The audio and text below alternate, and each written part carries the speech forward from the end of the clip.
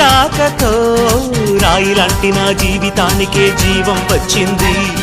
నీ చూపుతో జీవం వచ్చిన రాయే చక్కని శిల్పం అయ్యింది.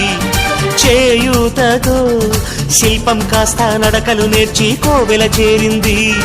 నీ నవ్వుతో కోవెల చేరిన శిల్పంలో నా కోరిక కలిగింది.